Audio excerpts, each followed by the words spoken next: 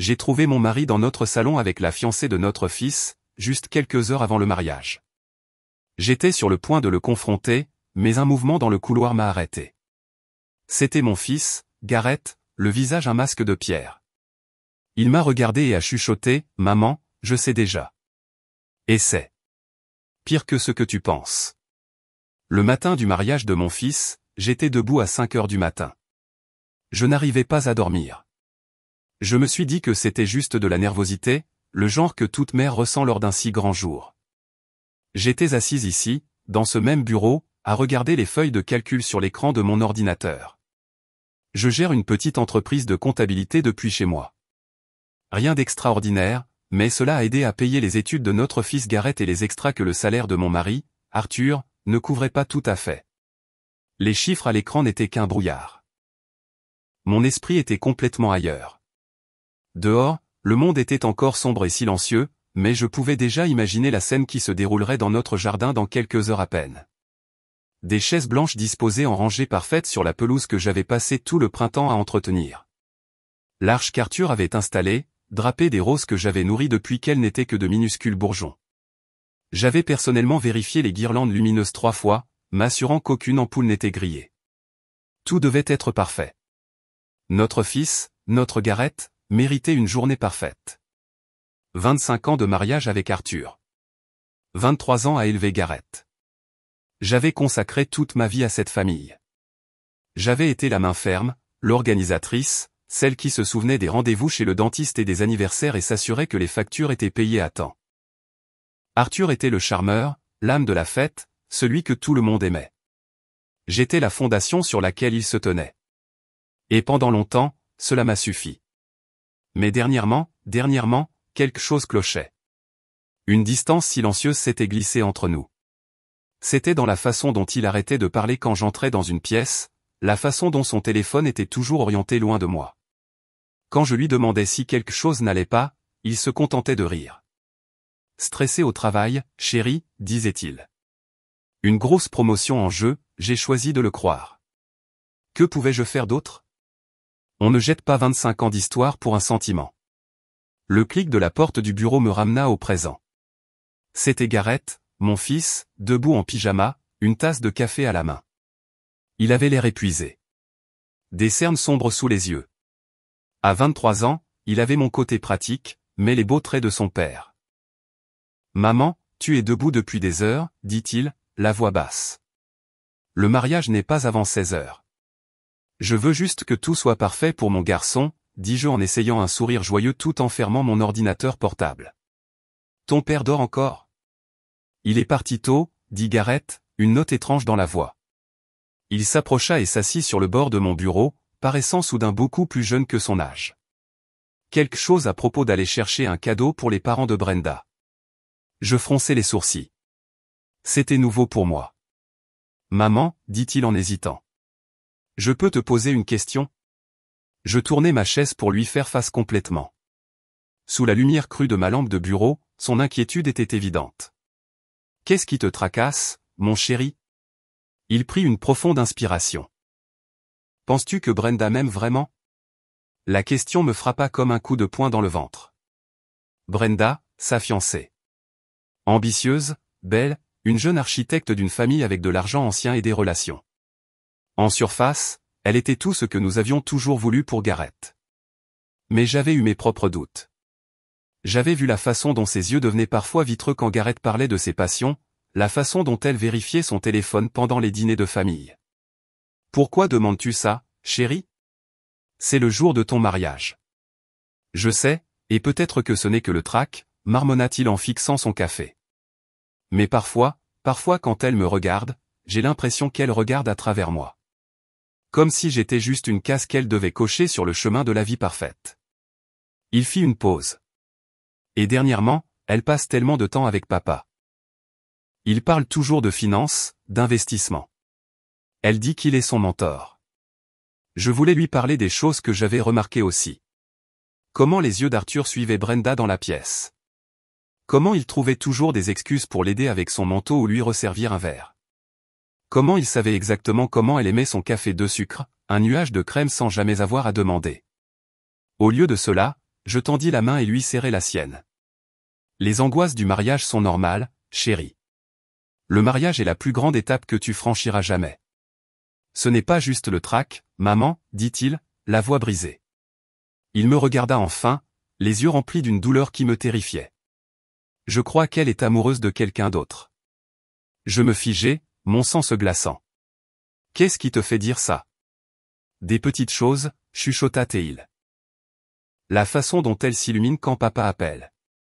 Comment elle demande toujours de ses nouvelles en premier quand elle vient.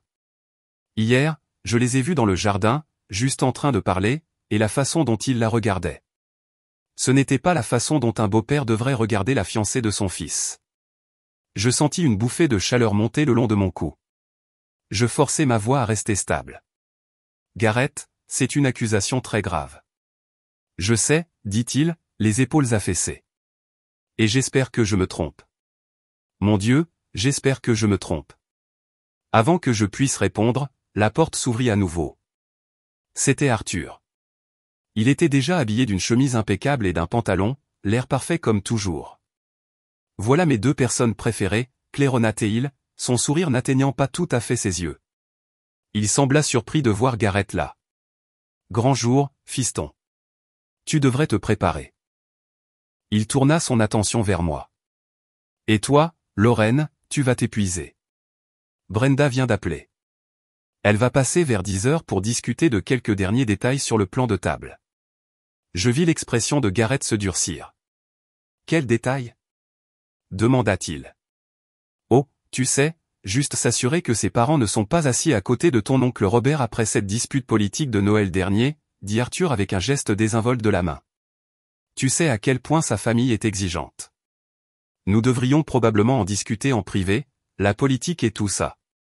Bien sûr, dit Gareth, la voix plate. On ne peut pas avoir les mauvaises personnes assises ensemble. La tension dans la pièce était si épaisse qu'on aurait pu la couper au couteau. Je regardais mon mari et mon fils, et je savais au plus profond de moi que Gareth n'avait pas tort. Quelque chose n'allait terriblement, horriblement pas. Après qu'Arthur et Gareth eurent quitté mon bureau, une terreur froide s'installa en moi. J'étais censé avoir un dernier appel avec le traiteur à 10h30, un appel que je planifiais depuis des semaines. J'ai pris le téléphone, ma main tremblant légèrement, et je les ai appelés. Je leur ai dit que j'avais une urgence familiale et que je devais reporter. C'était un mensonge. La vérité, c'est que j'avais libéré toute ma matinée. Je ne pouvais pas me défaire des paroles de Gareth ni du sentiment de malaise que la fausse gaieté d'Arthur m'avait procuré. Quelque chose se passait dans ma maison aujourd'hui, et pour la première fois en 25 ans, j'avais l'intention de découvrir ce que c'était. J'ai passé les 2 heures suivantes à faire semblant d'être occupé. J'ai rangé la cuisine, qui était déjà impeccable. J'ai réarrangé les centres de table floraux sur la table de la salle à manger. Chaque bruit me faisait sursauter. Chaque voiture qui passait faisait marteler mon cœur contre mes côtes. J'avais l'impression d'être une actrice dans une pièce de théâtre, jouant le rôle de l'heureuse mère du marié alors que mes entrailles se tordaient d'anxiété. À 10 heures précises, une BMW blanche et élégante entra dans notre allée. La voiture de Brenda. J'ai regardé par la fenêtre de la cuisine alors qu'elle sortait. Même en simple jean et chemisier, elle semblait sortie d'un magazine. Elle s'est dirigée vers la porte d'entrée avec l'assurance facile de quelqu'un qui sait qu'elle est à sa place. Mon cœur battait si fort que je pouvais l'entendre dans mes oreilles. Je me suis glissé par la porte de derrière et j'ai contourné le côté de la maison, m'accroupissant derrière les grands hortensias qui bordaient les fenêtres de notre salon. Je me sentais ridicule, comme une espionne dans ma propre maison. Mais le besoin de savoir, le besoin de confirmer mes craintes ou de les apaiser, était écrasant. À travers la grande baille vitrée, je pouvais les voir. Arthur l'avait laissé entrer et il se tenait près de la cheminée, l'endroit où nous prenions des photos de famille à chaque Noël. Il lui tendait un verre. Je ne pouvais pas entendre leurs paroles, mais leur langage corporel en disait long. Il se tenait près, trop près. Sa main reposait sur le bas de son dos. C'était un geste désinvolte, qui pouvait facilement s'expliquer, mais il y est resté une seconde de trop. Mes mains se sont serrées en poing, mes ongles s'enfonçant dans mes paumes. 25 ans. Nous avions construit une vie dans cette maison. Nous avions lu des histoires à Gareth sur ce même canapé. Nous avions organisé d'innombrables fêtes de famille dans cette pièce. Et maintenant, mon mari se tenait là, caressant une autre femme, la fiancée de notre fils, le jour du mariage de notre fils. J'étais sur le point de me lever, d'entrer en trombe et de les confronter sur le champ. Je me fichais de la scène. Je me fichais du mariage. Tout ce qui m'importait, c'était la trahison cuisante dont j'étais témoin. Mais j'ai alors remarqué un mouvement dans le couloir à l'étage, une ombre dans le reflet de la vitre. J'ai regardé de plus près. C'était Gareth. Il se tenait en haut des escaliers, caché dans l'ombre, les regardant lui aussi. Le voir, si immobile et brisé, m'a arrêté net. Ce n'était pas seulement ma douleur. C'était la sienne. En bas, les choses avaient dégénéré. La main de Brenda était maintenant sur la poitrine d'Arthur. Elle se penchait vers lui, la tête renversée en arrière, un sourire jouant sur ses lèvres. Elle a dit quelque chose et il a ri. C'était un son que je n'avais pas entendu de sa part depuis des années. Léger, authentique, heureux. La façon dont il riait avec moi quand nous étions jeunes et que tout semblait possible. En cet instant, j'ai vu mon mari se transformer en quelqu'un que je ne reconnaissais pas. Quelqu'un de vivant d'une façon qu'il ne l'avait pas été avec moi depuis très, très longtemps.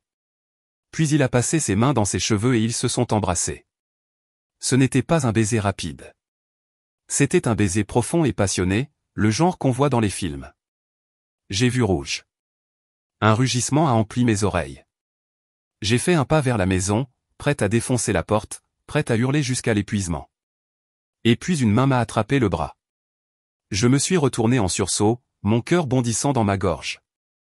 C'était Gareth. Il s'était glissé hors de la maison et était venu me trouver.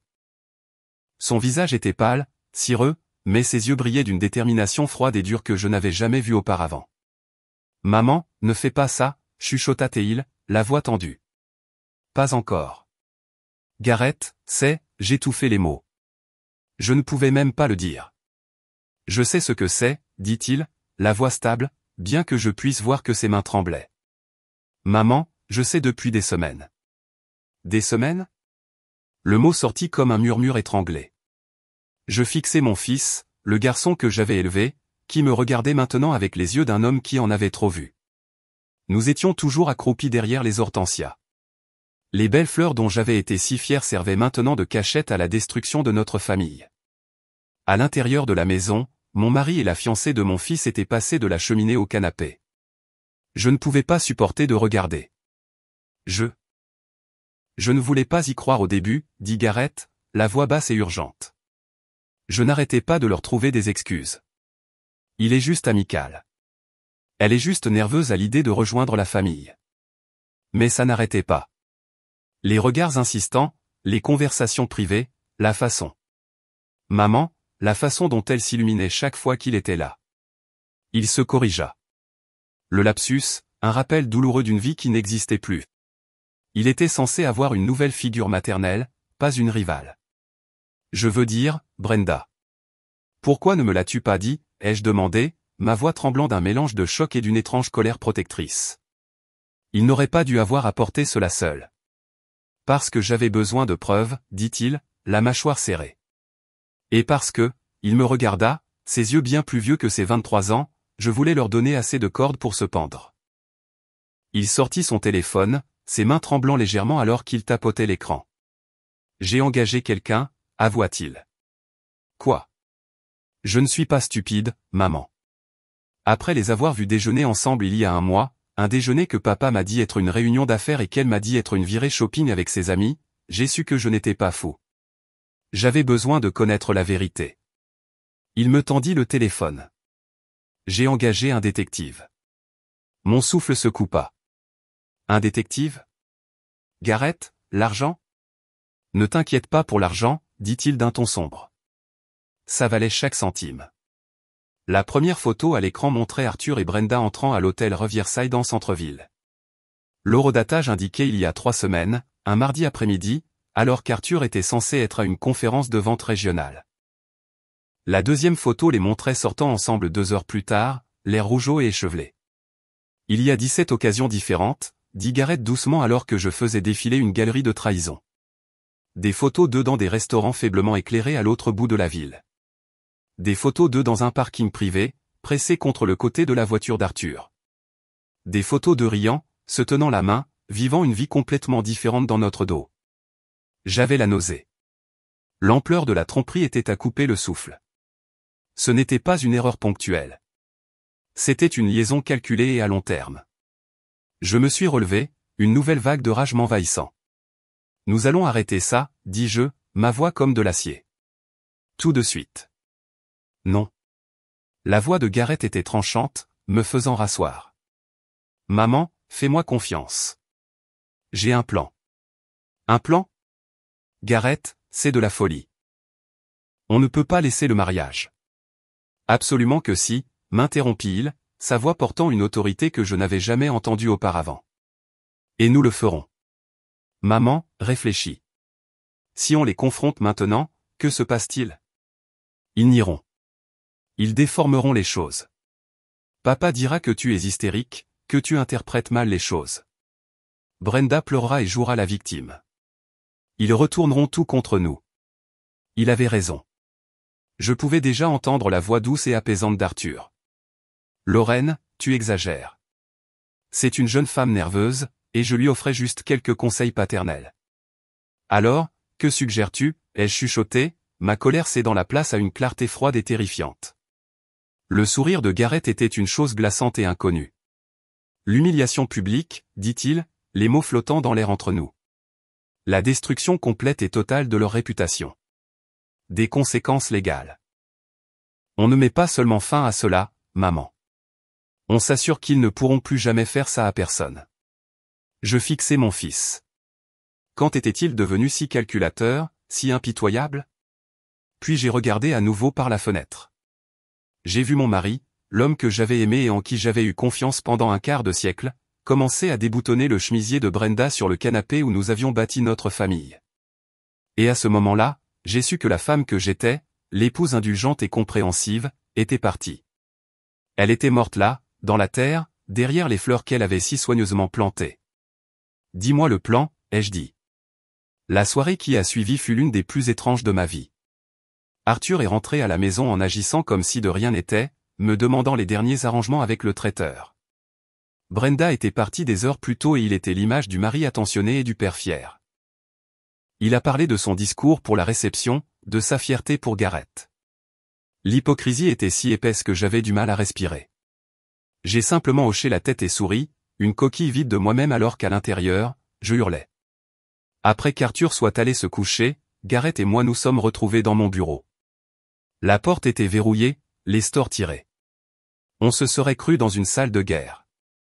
Et à bien des égards, c'en était une. Étendu sur mon bureau se trouvait le début d'un dossier de preuves qui ferait pleurer de joie un procureur.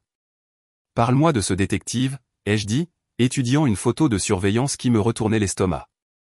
Elle s'appelle Beverly, dit Gareth. Beverly Reed. Le nom m'a frappé comme une gifle d'eau froide. Beverly. Ma sœur Beverly. Gareth a hoché la tête. Je ne savais pas qui d'autre appeler. Je savais qu'elle avait été flic pendant 20 ans avant de prendre sa retraite et de créer sa propre agence de détective privé. Je savais qu'elle était intelligente et qu'elle serait discrète. Il me regarda, un peu penaud. Je savais aussi qu'elle n'avait jamais vraiment aimé papa. J'ai laissé échapper un rire court et sec qui ressemblait plus à un sanglot. Ma sœur cadette, Beverly. Nous étions proches, mais je ne lui avais pas parlé de la distance grandissante avec Arthur. J'avais été trop fière, trop honteuse d'admettre que mon mariage pouvait être en train d'échouer. Je l'appelle, ai-je dit, la voix chargée d'émotion. Beverly a répondu à la deuxième sonnerie. Lorraine, il est plus de minuit. Est-ce que tout va bien? Non, Bev. Rien ne va bien. Et puis le barrage a cédé. Je lui ai tout dit. Ce que Gareth avait suspecté, ce que nous avions vu ce matin, les photos. J'ai pleuré, de les sanglots haletants, pour la première fois de la journée. Elle a écouté patiemment, sa voix calme et stable à l'autre bout du fil. Il n'y avait ni choc, ni surprise. Juste une acceptation sombre. Je ne suis pas surprise, Laurie, dit-elle doucement quand j'eus fini. J'ai vu la façon dont il regarde cette fille. J'espérais me tromper. Gareth m'a parlé des photos, ai-je dit en essuyant mes yeux. Que as-tu d'autre? Plus que tu ne veux savoir, probablement, dit-elle, sa voix devenant professionnelle. Je suis leur mouvement depuis 3 semaines. Ils se rencontrent 2 fois par semaine, réglés comme une horloge, à l'hôtel Riverside. Ils paient toujours en espèces. Ils déjeunent dans des restaurants chics où ils ne t'emmèneraient jamais. La semaine dernière, il l'a emmené chez Tiffany & Company, j'ai ressenti à nouveau cette bouffée de rage. Notre argent. L'argent que je gérais si soigneusement. L'argent qui était censé être pour notre retraite, pour notre avenir. Et Laurie, la voix de Beverly était douce maintenant, il y a plus. Quelque chose de plus gros. J'ai examiné les finances d'Arthur, essayant de comprendre d'où venait tout cet argent liquide pour les chambres d'hôtel et les cadeaux. Il a été négligent. Que as-tu trouvé, ai-je demandé, redoutant la réponse. Il y eut une longue pause à l'autre bout du fil. Il n'y a pas que Brenda, dit-elle, la voix lourde. Ce n'est pas la première fois. J'ai trouvé une série de paiements mensuels réguliers remontant à 15 ans. Toujours à la même personne, une femme nommée Victoria Sterling. Le nom ne me disait rien. Qui est-ce? J'ai fait quelques recherches. Elle était une associée junior dans son ancien cabinet, à l'époque où Garrett était enfant. Elle est partie brusquement il y a environ 15 ans. Les paiements ont commencé quelques mois après son départ. Beverly prit une profonde inspiration. Lorraine, elle a une jeune fille de 15 ans nommée Haley. J'ai fait une vérification d'antécédents. Le père n'est pas inscrit sur l'acte de naissance, mais je parierais ma licence qu'Arthur est son père. Le téléphone semblait lourd dans ma main.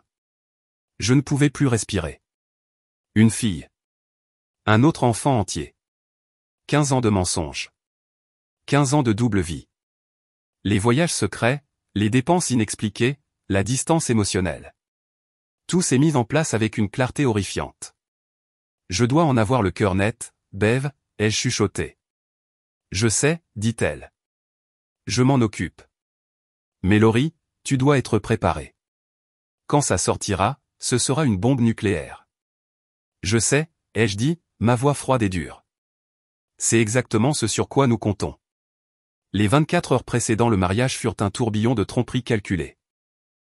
Je me suis déplacé à travers les préparatifs comme un fantôme, mon corps en pilote automatique tandis que mon esprit tournait à plein régime. J'ai souri aux parents, j'ai approuvé le plan de table finale avec l'organisatrice de mariage, j'ai même aidé Arthur avec sa cravate, mes doigts effleurant le tissu de soie tout en imaginant le serrer autour de son cou. Chaque interaction était une performance. Chaque mot poli était un mensonge. Beverly a travaillé rapidement.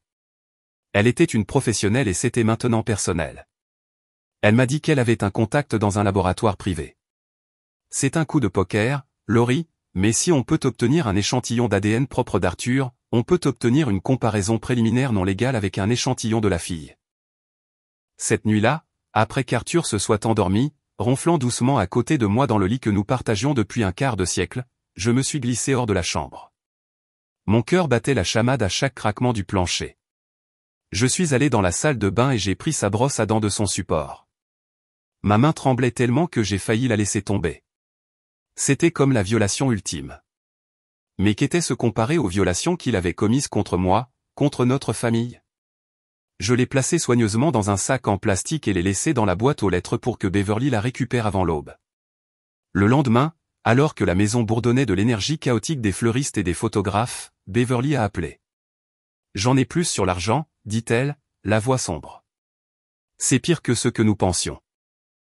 Nous nous sommes rencontrés dans ma voiture, garée dans la rue en face de la maison, le seul endroit où je me sentais en sécurité pour parler. Elle a ouvert un ordinateur portable et l'a tourné vers moi. À l'écran se trouvait une feuille de calcul, un éventail étourdissant de chiffres et de dates. J'ai fait une analyse complète de vos comptes joints, de vos fonds de retraite, de tout, dit-elle en pointant une colonne surlignée. Regarde le schéma. Pendant des années, Arthur a fait des retraits réguliers en espèces. De petites sommes.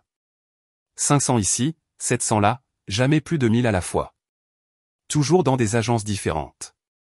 Je pensais que c'était pour son hobby, dis-je d'une voix sourde. Il m'a toujours dit qu'il investissait dans des pièces de monnaie rare, quelque chose qui nécessitait des transactions en espèces. Un autre mensonge. Son hobby s'appelait Brenda, dit sèchement Beverly. Il a utilisé l'argent pour les chambres d'hôtel, les dîners coûteux, les cadeaux. Ce collier de chez Tiffany. Il en a payé la moitié en espèces. Mais ce n'est pas le pire. Elle a cliqué sur un autre onglet. Il a emprunté sur ton 401K. J'ai fixé l'écran. C'était là, noir sur blanc. Une série de prêts contractés sur le compte de retraite auquel j'avais si diligemment contribué avec ma propre petite entreprise. Le compte qui était censé être notre filet de sécurité, notre sécurité pour nos vieux jours. Il en avait vidé près de 60 000 $ au cours des 18 derniers mois. Comment, ai-je chuchoté.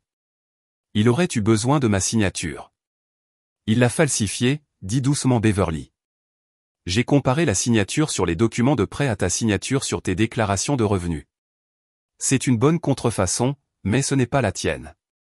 J'ai senti une vague de nausée. Cela allait au-delà de la tromperie. C'était du vol. Il ne se contentait pas de me briser le cœur.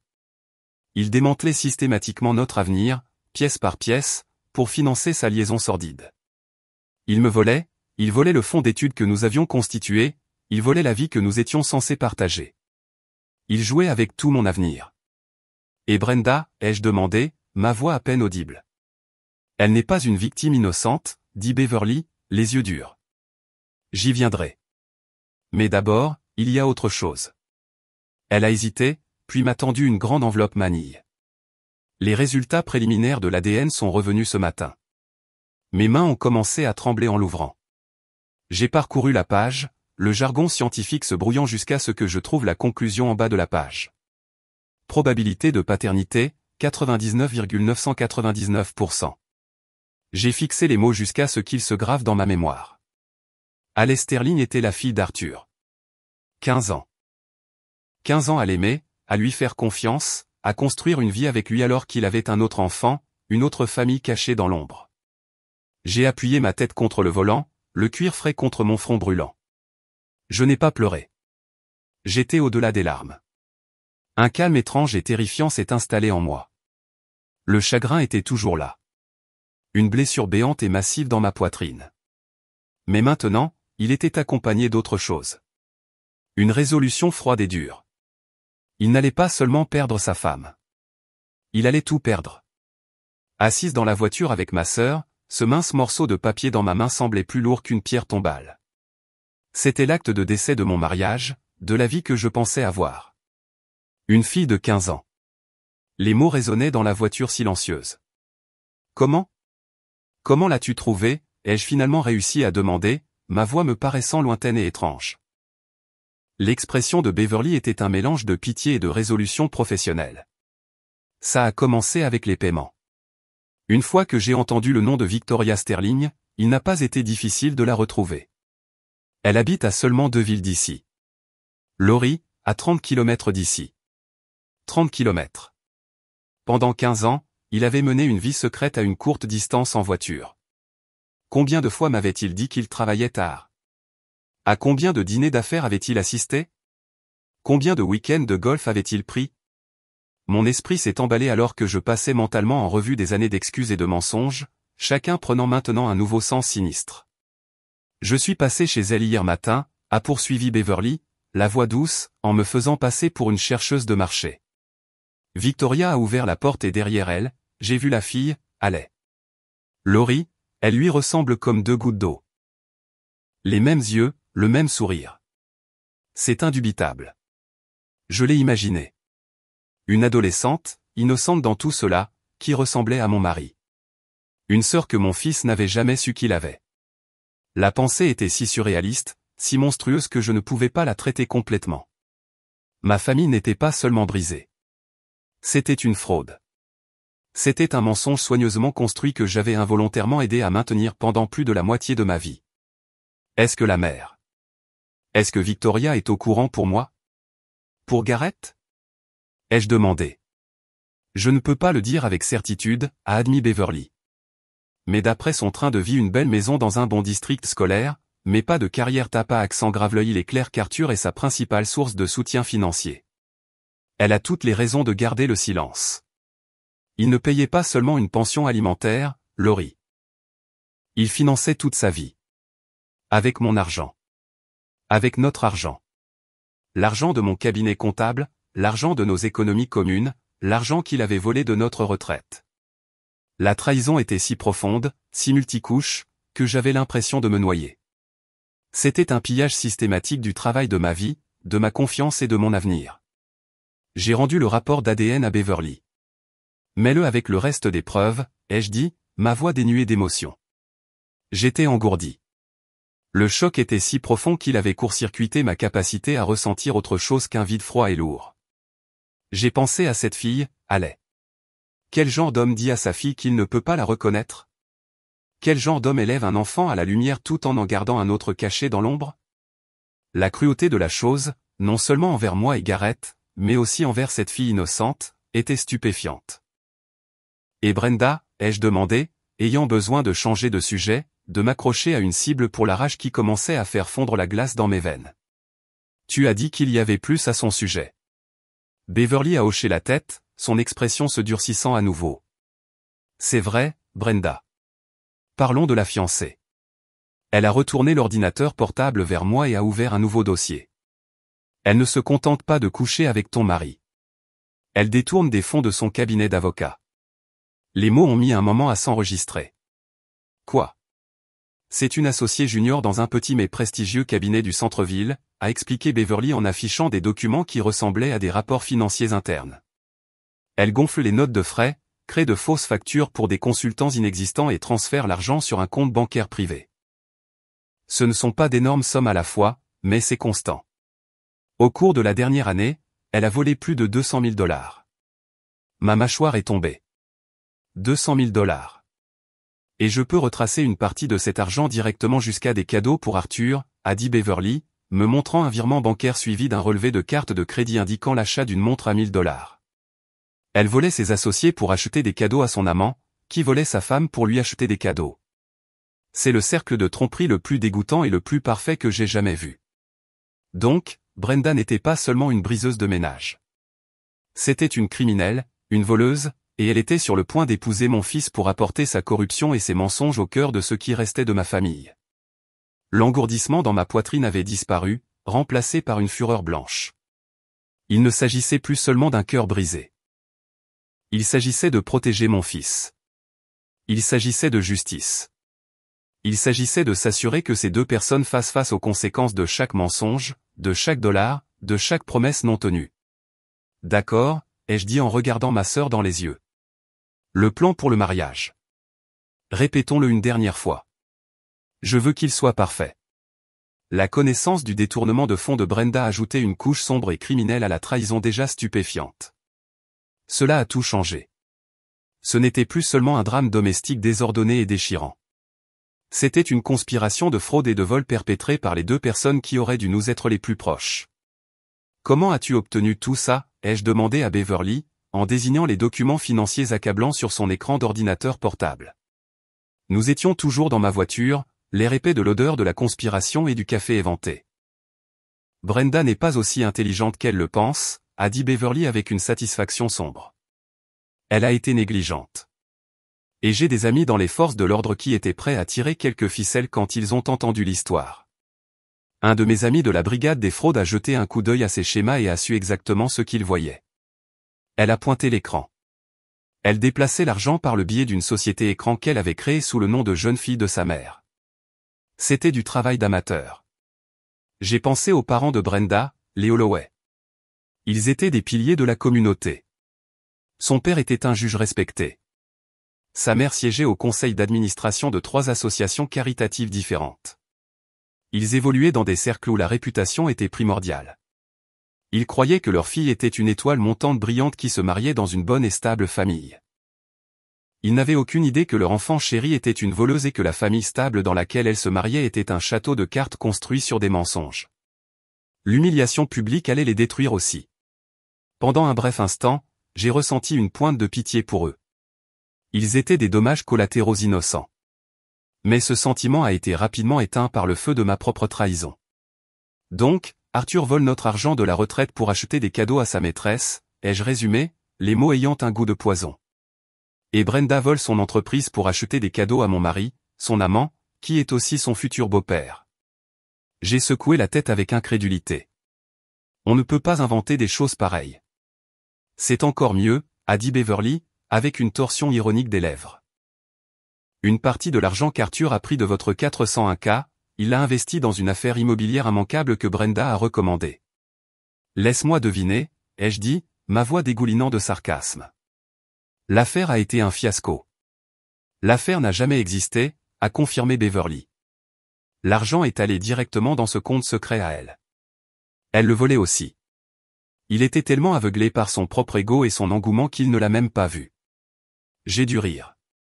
C'était un son amer et sans joie. Mon brillant et charmant mari, l'homme qui se croyait toujours le plus intelligent de la pièce, était mené en bateau par une jeune femme d'une vingtaine d'années qui détournait des fonds. C'était presque poétique. Nous avons passé une autre heure à examiner les preuves que Beverly avait compilées. Elle avait tout. Des relevés bancaires, des photos de surveillance, des reçus d'hôtel payés en espèces, des virements bancaires, des documents de prêt falsifiés, et maintenant un dossier complet sur les activités criminelles de Brenda qui était prêt à être remis au procureur. Et bien sûr, le rapport d'ADN, la preuve irréfutable qui prouvait 15 ans de tromperie. J'ai regardé le dossier, les onglets nets et les pages organisées qui représentaient la démolition complète de ma vie. 25 ans de mariage, réduit à une pile de documents compromettants sur le siège passager de ma voiture. Soudain, une vague d'épuisement m'a envahi, si profonde qu'elle ressemblait à un poids physique pesant sur ma poitrine. Bev, pouvons-nous faire ça, ai-je chuchoté. Pouvons-nous vraiment nous lever devant 300 personnes et leur faire ça? À notre famille? Beverly s'est penchée et a posé sa main sur mon bras. Sa prise était ferme, rassurante. Laurie, écoute-moi, dit-elle, la voix sérieuse. Quel choix as-tu? Si tu les confrontes en privé, ils mentiront. Ils te manipuleront. Ils monteront Garrett contre toi. Ils nieront jusqu'à ce que tu commences à penser que c'est toi la folle. J'ai vu ça 100 fois. Elle avait raison. Je savais qu'elle avait raison. Arthur était un maître manipulateur. Il pouvait se sortir de n'importe quelle situation avec son charme.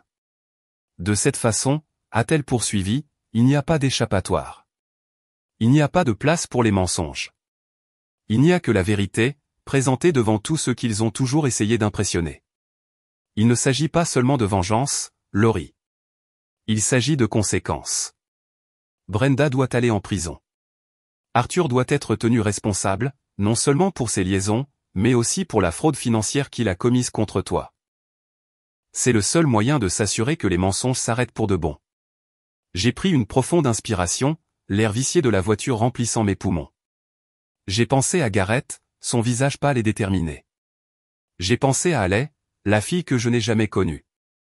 J'ai pensé aux 25 ans que j'avais donnés à un homme qui m'avait menti depuis le tout début. Tu as raison, ai-je dit, ma voix claire et stable à nouveau. C'est le seul moyen. J'ai démarré la voiture. Allons-y. Nous avons un mariage à préparer. Les dernières heures avant le mariage furent les plus surréalistes de ma vie. Je suis rentré dans la maison et j'ai repris mon rôle de mère calme et heureuse du marié. J'ai ressenti un étrange sentiment de détachement, comme si je regardais un film de ma propre vie. Je me suis vu rire avec mes cousines, complimenter ma belle-sœur sur sa robe, et rassurer le traiteur que tout était merveilleux. À l'intérieur, j'étais un ressort de tension et de chagrin, mais à l'extérieur, j'étais l'image de la fierté maternelle. Arthur était dans son élément, travaillant la foule des premiers arrivés, acceptant les félicitations avec un large sourire confiant. Il m'a prise à part à un moment, son bras s'enroulant autour de ma taille.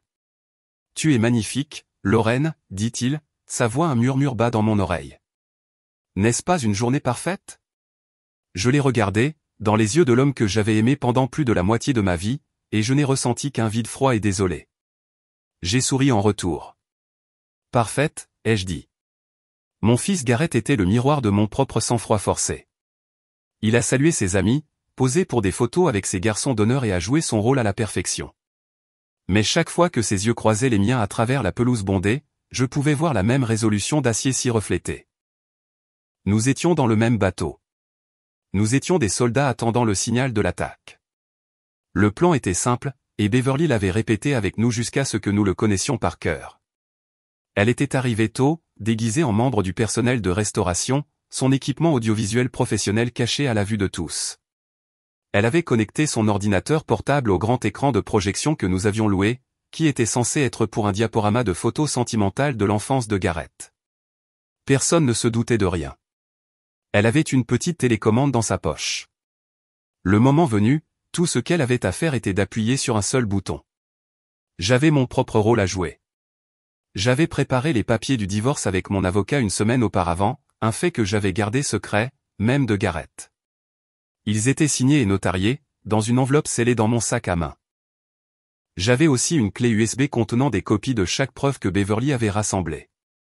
D'une manière ou d'une autre, mon mariage prendrait officiellement fin aujourd'hui. Il n'y avait pas de retour en arrière possible. Je ne planifiais pas seulement une confrontation. Je planifiais le premier jour du reste de ma vie. À 15h55, j'ai pris place au premier rang. Le quatuor à cordes a commencé à jouer et le cortège nuptial a fait son entrée. Arthur s'est assis à côté de moi, me serrant la main avec ce qui semblait être une affection sincère. J'ai ressenti un frisson de révulsion, mais je me suis forcé à ne pas retirer ma main. Brenda est apparue au bout de l'allée, une vision en dentelle blanche. Elle était radieuse, magnifique et totalement frauduleuse. Elle a rayonné sur la foule. Puis ses yeux ont trouvé Arthur au premier rang. Pendant une fraction de seconde, un regard est passé entre eux. Un regard de secret partagé, de conspiration triomphante. Ils pensaient avoir gagné. Ils pensaient qu'ils n'étaient qu'à quelques minutes de cimenter leur avenir parfait et trompeur. Gareth se tenait à l'autel, son visage un masque illisible. Alors que Brenda le rejoignait, il lui a pris la main, son expression ne vacillant jamais. Il a regardé la foule, ses yeux balayant les visages jusqu'à ce qu'il se pose sur moi. Il a fait un seul signe de tête, presque imperceptible. C'était l'heure. Le ministre a commencé la cérémonie avec les mots habituels sur l'amour, l'engagement et la fidélité. L'ironie était si épaisse qu'elle en était presque suffocante. Je me demandais si Arthur et Brenda écoutaient même ou s'ils planifiaient déjà leur prochain rendez-vous secret. La cérémonie s'est poursuivie. Ils ont échangé des vœux qu'ils ne pensaient pas. Des promesses qu'ils avaient déjà brisées 100 fois. Mon estomac se retournait à chaque mensonge qui tombait de leurs lèvres. Finalement, le ministre a atteint le moment critique. Il a souri avec bienveillance à la foule. Si quelqu'un ici a une raison pour laquelle ces deux personnes ne devraient pas être unies par les liens sacrés du mariage, qu'il parle maintenant ou se taise à jamais. Un silence s'est abattu sur les 300 invités. C'était le moment. Mon cœur battait contre mes côtes si fort que je pensais qu'il pourrait les traverser. Je pouvais sentir les yeux de tout le monde sur nous. J'ai pris une lente et délibérée inspiration. Puis je me suis levé. Au moment où je me suis levé, un murmure collectif a parcouru les 300 invités.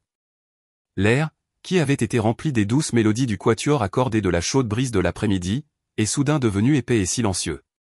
Toutes les têtes dans le jardin se sont tournées vers moi.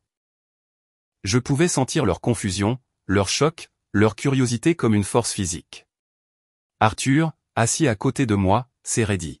« Lorraine, qu'est-ce que tu fais ?» a-t-il sifflé, sa main agrippant mon bras. « Assieds-toi. Tu fais une scène. » J'ai repoussé sa main comme si c'était un serpent venimeux. Je l'ai regardé, mes yeux se fixant sur mon fils, Gareth, qui se tenait à l'autel, le visage pâle et résolu. Il savait que cela allait arriver. Nous l'avions prévu. Puis j'ai regardé Brenda, dont le sourire radieux s'était figé en un masque d'horreur confuse. « Je suis désolé, tout le monde, » ai-je dit, ma voix claire et étonnamment stable. Elle a porté à travers la pelouse silencieuse. Je m'excuse pour l'interruption.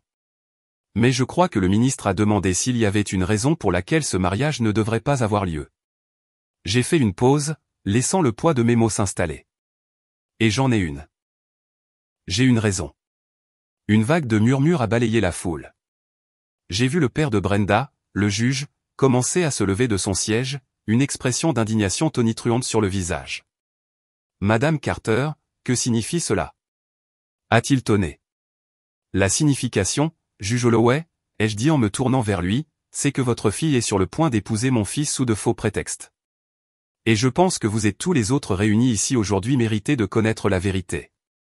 J'ai sorti la petite télécommande de mon sac à main. C'était la télécommande que Beverly m'avait donnée. Mon pouce a plané sur le seul bouton rouge.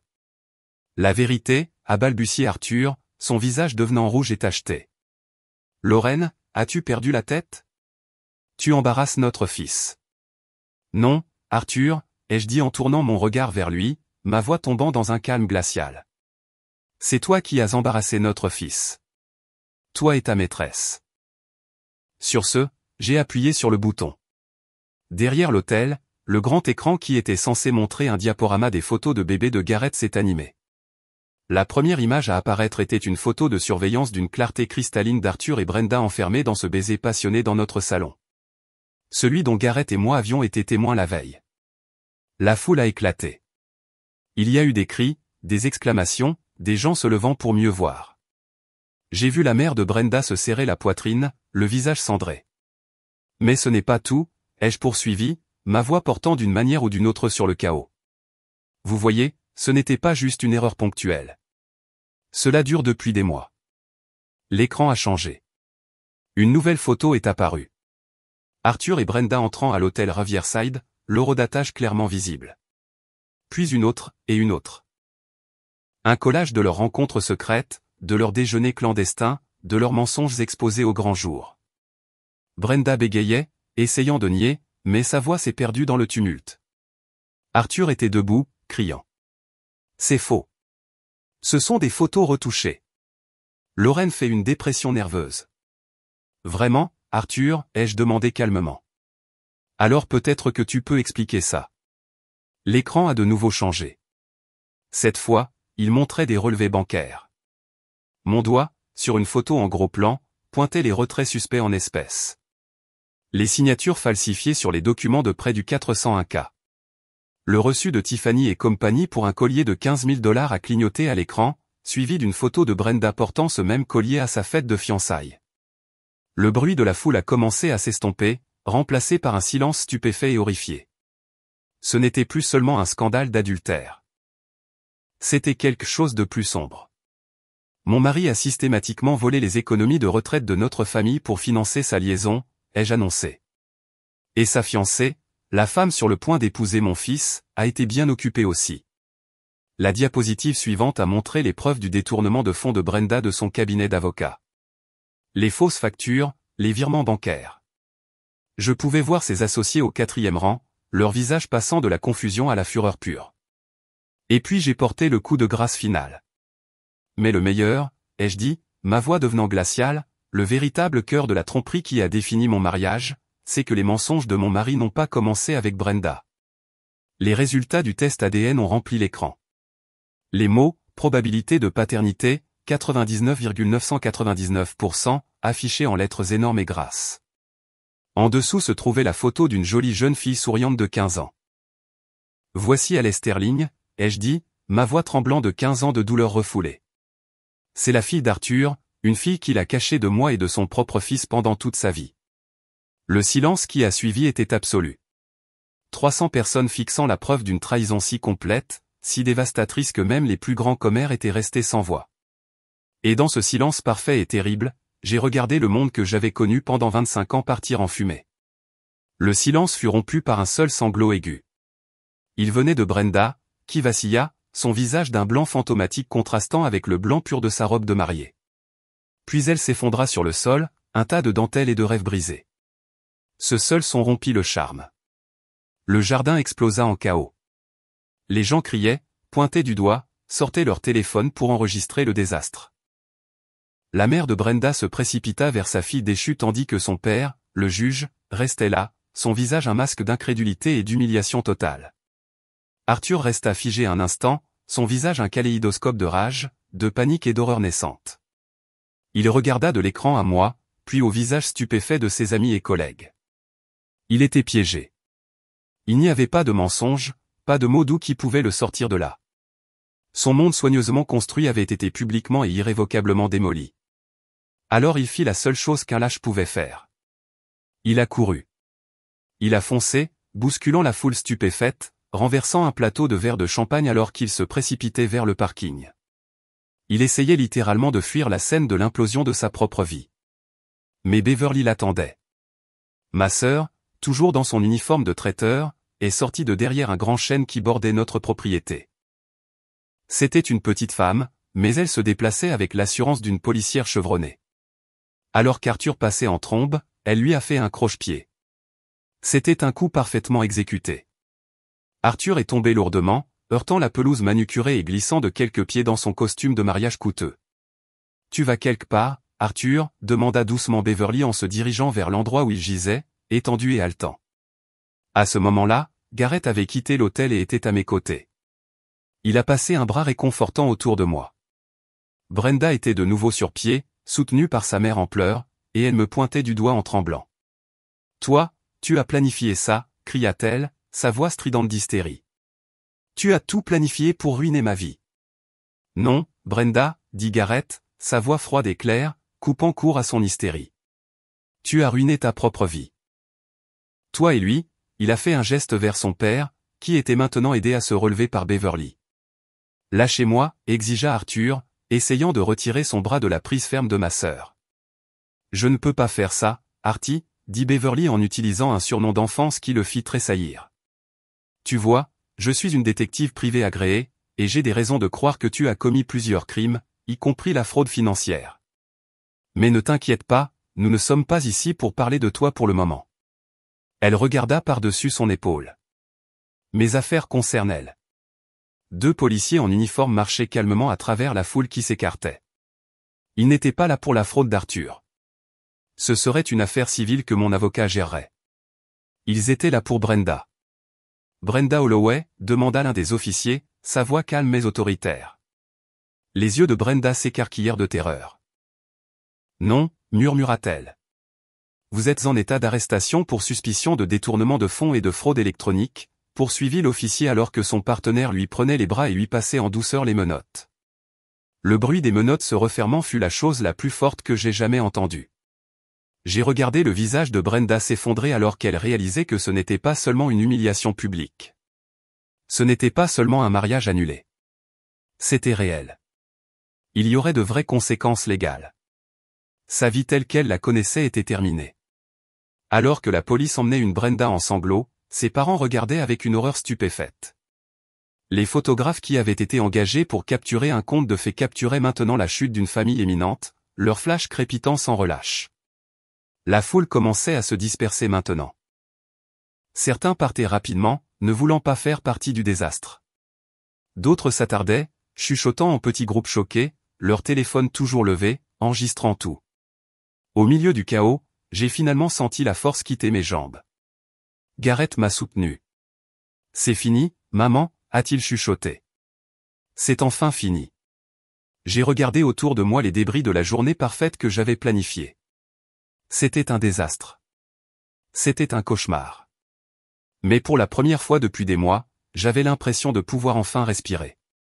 Si vous écoutez toujours, pourriez-vous me faire une énorme faveur et aimer cette vidéo et commenter le chiffre ainsi dessous. Cela me permet de savoir que vous m'avez donné un pouce levé et cela me dit que vous êtes ici avec moi dans ce voyage. Votre soutien est un encouragement massif pour moi. Veuillez commenter le chiffre 1 et laissez-moi vous raconter ce qui s'est passé ensuite. Les 3 heures qui ont suivi l'explosion ont été un tourbillon de gyrophares bleus, de conversations feutrées et du lent et douloureux processus de démantèlement d'un mariage qui n'a jamais eu lieu. La police a pris nos dépositions.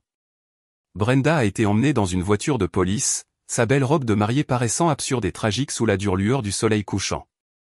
Arthur, après avoir été interrogé et relâché, a simplement disparu.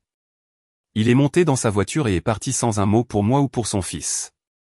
La plupart des invités étaient partis, bien que quelques membres de la famille proche et des amis soient restés, se déplaçant à travers les débris de la réception comme des fantômes, aidant le personnel de restauration choqué à débarrasser la nourriture non consommée et le champagne intact. Ma sœur Beverly est restée, bien sûr, une présence silencieuse et solide à mes côtés. J'ai finalement trouvé Garrett dans la cuisine. Il était encore en smoking, mangeant calmement un sandwich comme s'il venait d'assister au mariage de quelqu'un d'autre au lieu d'orchestrer la destruction publique du sien. « Comment te sens-tu » ai-je demandé, ma voix rauque. « Soulagé » dit-il sans la moindre hésitation. Il prit une bouchée de son sandwich. « Pour la première fois depuis des mois, maman, j'ai l'impression de pouvoir respirer. » Il me regarda, une lueur de l'ancienne chaleur revenant dans ses yeux. « Comment vas-tu » ? « Je ne sais pas encore » ai-je répondu honnêtement. « Je pense que je suis juste engourdi. » Les semaines suivantes furent une épreuve douloureuse et compliquée. L'histoire est devenue, comme on pouvait s'y attendre, une sensation médiatique locale. Scandale le jour du mariage, fiancé arrêté à l'hôtel, le père du marié impliqué dans des décennies de tromperie. Nos noms et nos visages étaient partout. J'ai arrêté de répondre au téléphone, j'ai arrêté de sortir de la maison sauf si c'était absolument nécessaire. Ma petite entreprise de comptabilité en a souffert. Quelques clients de longue date ont discrètement emmené leurs affaires ailleurs, mal à l'aise avec la notoriété. Le lendemain du mariage, j'ai fait exactement ce que j'avais prévu. Je suis entré dans le bureau de mon avocat, mon sac à main contenant les papiers du divorce signé et la clé USB de preuve, et j'ai déposé la demande. Avec la montagne de preuves que nous avions, Arthur n'a même pas essayé de se battre. La procédure judiciaire a été rapide et brutale. Dans le règlement, j'ai obtenu la maison et une partie importante de ses actifs restant en compensation de la fraude qu'il avait commise contre nos fonds de retraite. Ce n'était pas une victoire. C'était une restitution. Brenda, face à des preuves accablantes, a accepté un accord de plaidoyer. Elle a été condamnée à 2 ans dans une prison à faible sécurité et a dû rembourser chaque centime qu'elle avait volé. La réputation de sa famille a été laissée en lambeaux. La chute d'Arthur a été plus silencieuse, mais non moins complète. Il a perdu son emploi, sa réputation et le respect de tous ceux qu'il connaissait. Il a déménagé dans un petit appartement de l'autre côté de la ville et, d'après ce que j'ai entendu, montrait rarement son visage en public. Mais la partie la plus compliquée des suites a été Haley. 2 semaines après le mariage, j'ai reçu une lettre. Elle venait de Victoria Sterling, la mère de Haley. Elle était courte et directe. Elle s'excusait pour la douleur que sa relation passée avec Arthur avait causée et disait que sa fille Haley avait appris la vérité par les reportages et voulait nous rencontrer, Gareth et moi. Je suis resté avec cette lettre pendant 3 jours. Que étais-je censé faire? Cette fille était l'incarnation vivante de la plus grande trahison de mon mari. Mais elle était aussi innocente. Elle n'avait rien demandé de tout cela. Elle était la sœur de mon fils. J'ai montré la lettre à Gareth. Il l'a lue, le visage sombre. « Je veux la rencontrer », a-t-il dit immédiatement. « C'est ma sœur, maman. Elle mérite de connaître sa famille, ou ce qu'il en reste. » Alors, j'ai passé l'appel. Nous avons convenu de nous rencontrer dans un lieu neutre, un café tranquille dans une ville à mi-chemin entre les nôtres. J'étais terrifié. Alors que nous attendions leur arrivée, je n'arrêtais pas de tordre la serviette dans mes mains jusqu'à la déchiqueter. Puis elles sont entrées. Victoria était une femme simple, à l'air fatigué, qui semblait porter le poids de ses secrets dans l'affaissement de ses épaules. Et derrière elle se trouvait Haley. Au moment où je l'ai vue, mon souffle s'est coupé. Beverly avait raison. Elle avait les yeux d'Arthur. Les mêmes yeux sombres et intelligents qui m'avaient fait tomber amoureuse de lui, toutes ces années auparavant. Elle avait l'air effrayée et incertaine, serrant un livre contre sa poitrine comme un bouclier.